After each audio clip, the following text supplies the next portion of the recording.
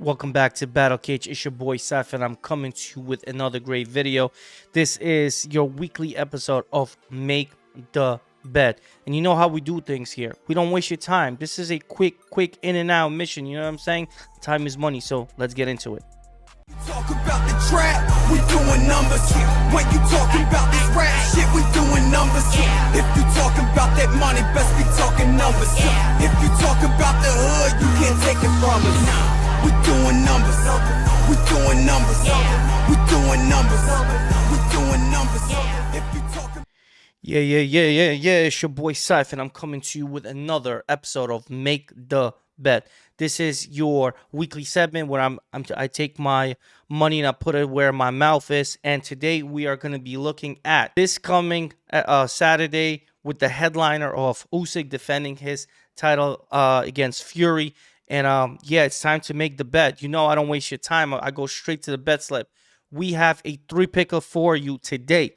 We are going to go with the money line on Daniel Lapin. This Ukrainian guy, 6'6", versus Dylan Collin, who's 6'1". The reach, the physicality. I like the leg work, the movement from Daniel Lapin. He's coming from Usyk's camp, so, you know, he's going to come in with some business. Yeah, I like this guy. I think the other guy is tough.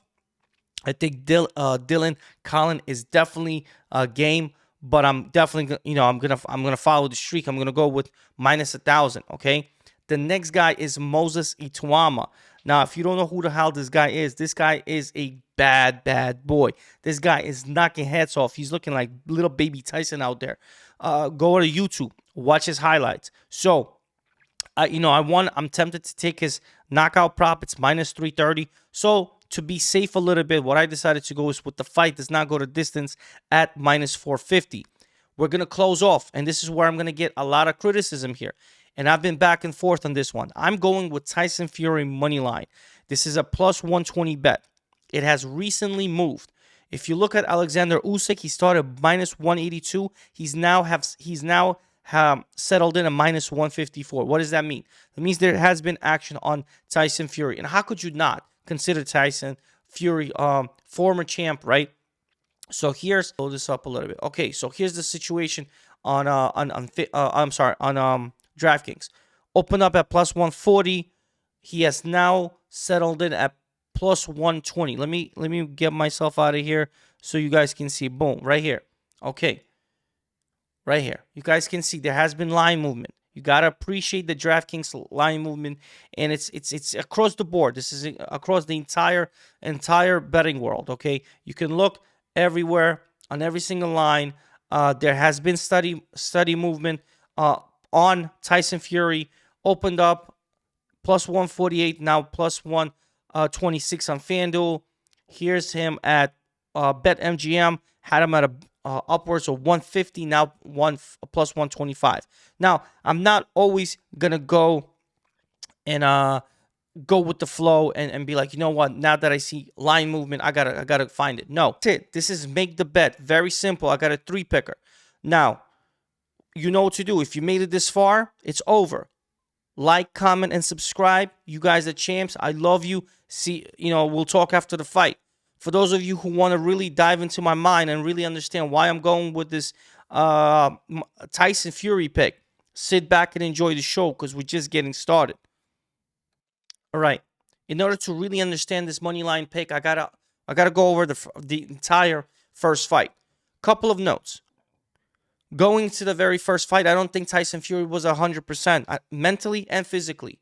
You saw that he arguably lost the fight to Francis Ngannou. Again, it could have been a setup. In other case, excuse me, I don't think Tyson Fury took that fight serious. He came in his showboaty self.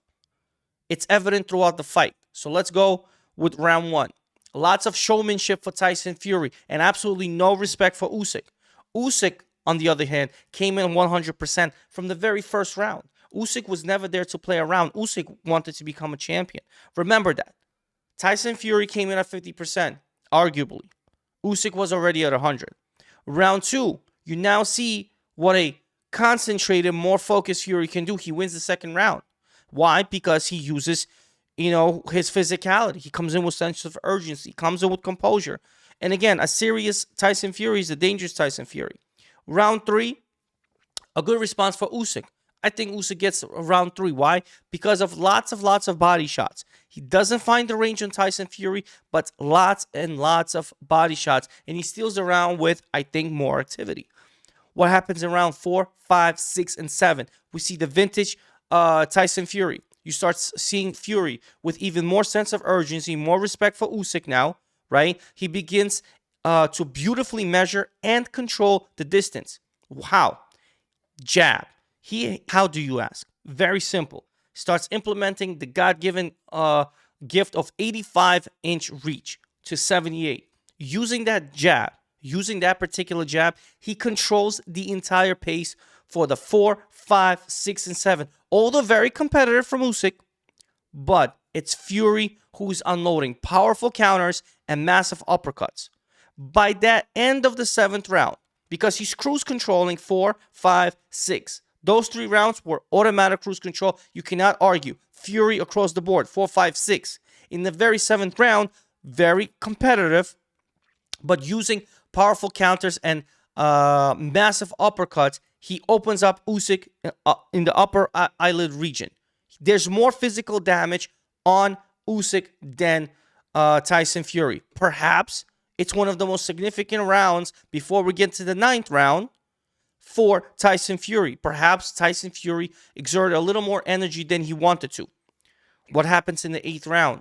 Or if you don't remember, 8th round is the beginning of the change. It's the beginning of the change of momentum. Why? Because Usyk comes out, and it's the most significant round so far for Usyk, because he comes out with massive sense of urgency, and he clearly wins this round by using beautiful boxing technique, activity, hurting Tyson, right?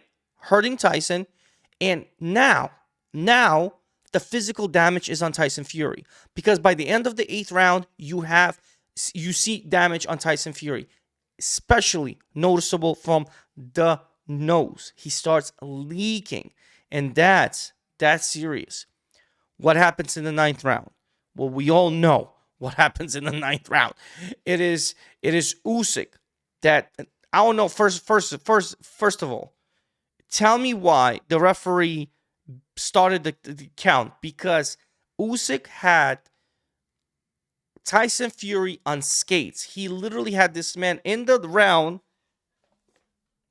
against the ropes, dying, just like that. I'm not joking. This was him. Two or three more shots, he would have had this man knocked out cold. The referee steps in. He starts a 10 count. By the time he finishes the 10 count and tells him to walk toward me, the bell rings. Saved by the bell. I'm not sure what happened there. I'm not a crazy boxing expert. Let me know in the comment section if the referee did the right thing. There's a split difference of opinion. Some people tell me, no, he should have never done that. Some people say, oh, he considered it to be a knockdown, because that was that was Tyson Fury. So what happens then? We have now the last, 3 rounds. Round 10. Close round, right? Close round. Tyson tries to survive, regain his composure, regain his strength. It depends. It's a very close round. I don't know how. I personally edge Usyk, but I would not be mad if you give it to Tyson, because it was a survival round. Round 11, Tyson is now mainly on the back foot, still countering. Usyk countering, though, but Usyk is still applying pressure and landing significant punches. Once again, close round. I personally give it to Usyk. It could go either way. I don't know. Maybe it could go to Tyson. Round 12, again, very close round. I'm going to break it down minute by minute. It's a 3-minute round. First minute, fairly close. Not lots of action. Second minute, Usyk now is picking up the pace, and as a result, Tyson has good counters. He's responding to Usyk. But what happens in the last minute? Now it's a great counter from Tyson. Great counter, stunning Usyk. Usyk is on the back pedal, but continues the pressure. Say what you want.